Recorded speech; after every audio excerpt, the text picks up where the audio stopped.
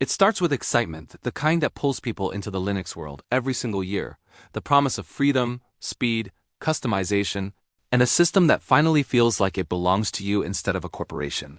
And for many new users in 2026 Pop_OS is still one of the first names they hear, recommended in videos, blogs, and forums as the perfect beginner distro. Clean, modern, powerful, especially for creators and developers, and at first glance it absolutely delivers on that promise. You install it, you boot into a sleek interface, things feel fast, responsive, minimal, and you think this is it, this is the Linux experience everyone has been talking about. But then something starts to feel off. Not immediately, not in the first hour, or even the first day, but slowly, quietly, like a system that looks polished on the surface but begins to crack as soon as you try to rely on it long term. And that's where the real conversation begins, because in 2026 Pop_OS is no longer just another Linux distro. It's a distro at a crossroads, and unfortunately, it's taking new users down a path that's far more confusing, fragmented, and limiting than it should be. The problem isn't that Pop_OS is broken. It's not. It boots, it runs, it performs well in many scenarios, especially on System 76 hardware. But that's also where one of the biggest issues begins, Pop_OS is increasingly optimized around a specific vision, a specific ecosystem, and a specific direction that doesn't always align with what new Linux users actually need, and that mismatch is becoming more obvious than ever in 2026, especially as the Linux landscape evolves faster than Pop_OS seems prepared to handle, while other distributions are refining user experience, improving compatibility, and simplifying workflows. Pop_OS is busy reinventing itself, pushing its own desktop environment, Cosmic, into a future that, while ambitious, is still not fully mature, and that creates a strange situation where new users are effectively becoming beta testers for a system that used to be known for stability. You install Pop_OS expecting a smooth, beginner-friendly ride, but what you get now is a transition phase, a system in flux. Parts of it feel modern and forward-thinking, while other parts feel unfinished, inconsistent, or just confusing. And for experienced Linux users, that might be fine, even exciting, but for beginners, it's a different story entirely. They don't want to troubleshoot evolving desktop environments. They don't want to deal with missing features or changing workflows. They want something that works, something predictable, something that helps them learn Linux without constantly shifting the ground beneath their feet. And that's where Pop_OS starts to fail its core audience. Another issue that's becoming harder to ignore is software management. Pop_OS has traditionally leaned heavily on Flatpak, and while Flatpak itself is a powerful and flexible system, the way it's integrated into Pop_OS can feel limiting and confusing for new users, especially when compared to distributions that offer a more unified or transparent approach. You search for an app, you find multiple versions, different sources, sandbox versus native, and suddenly what should be a simple install becomes a decision tree that beginners aren't equipped to navigate. And when something goes wrong, which version do you troubleshoot? Which environment is causing the issue? It's not impossible to figure out, but it adds friction. And friction is exactly what new users don't need when they're already stepping into an unfamiliar ecosystem. Then there's the hardware story, which used to be one of Pop_OS's strongest selling points, especially for NVIDIA users, plug-and-play support. Optimized drivers, minimal hassle. But in 2026, that advantage is no longer as unique as it once was. Other distributions have caught up. Many now offer equally seamless or even better hardware compatibility out of the box, and some do it without locking you into a specific vendor ecosystem, which makes Pop_OS's tight integration with System 76 hardware feel less like a benefit and more like a subtle limitation, especially for users on generic laptops or custom-built PCs who expect the same level of polish but don't always get it. And then there's the desktop experience itself, which is arguably the biggest shift happening within Pop_OS right now. The move away from GNOME toward Cosmic is bold. No doubt about it, it shows ambition. A desire to build something unique, something tailored, something that breaks away from upstream constraints.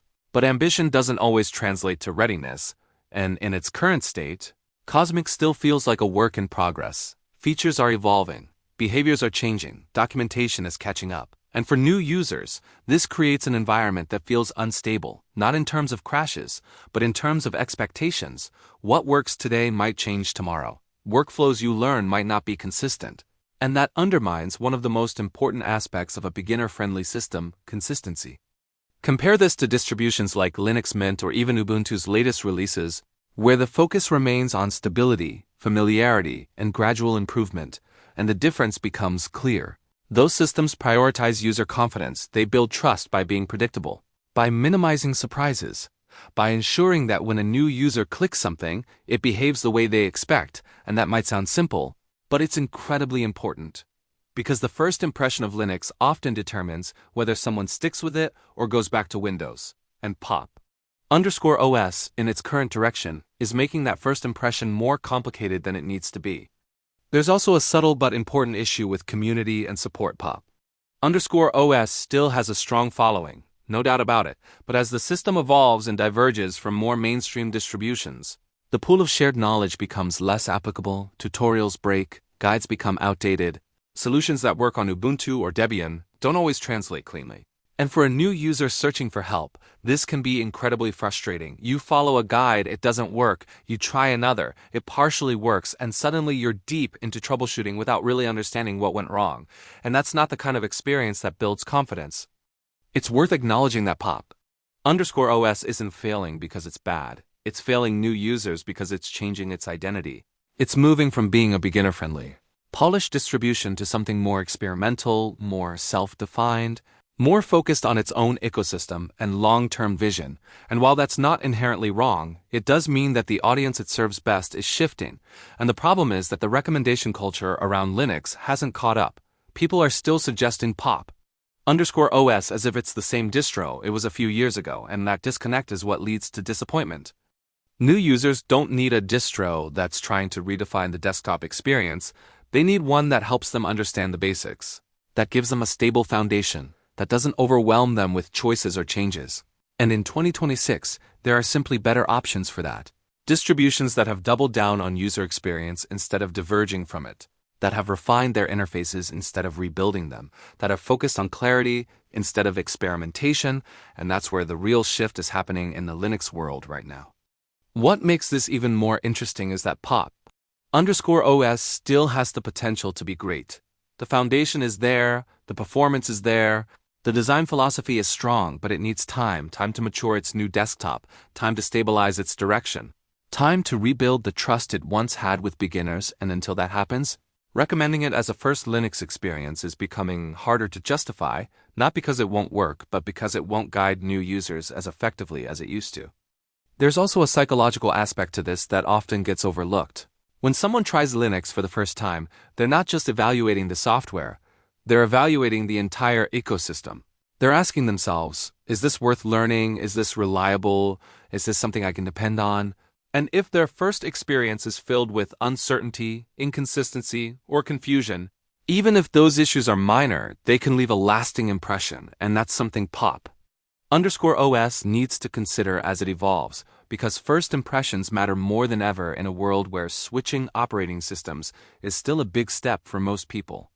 In many ways, pop_OS is a victim of its own ambition. It's trying to push Linux forward, to innovate, to create something unique, but in doing so, it's stepping away from the simplicity and stability that made it so appealing to beginners in the first place. And that creates a gap between what new users expect and what they actually experience, and until that gap is addressed, the recommendation to just use pop_OS is no longer as straightforward as it once was. So when someone in 2026 asks which Linux distro they should start with, the answer needs to be more thoughtful than ever. It needs to consider not just performance or features, but experience, consistency, support, and learning curve. And while pop_OS still has a place in the Linux ecosystem, especially for users who align with its vision, it's no longer the safe, default choice for beginners, and pretending otherwise does more harm than good. The Linux world is evolving rapidly, and that's a good thing. But with that evolution comes the need to reassess old assumptions, to question recommendations that no longer fit, and to guide new users toward experiences that will actually help them succeed. And right now, for many of those users, pop_OS is not that experience, not because it's failing technically, but because it's failing to meet them where they are, and in the end, that's what matters most.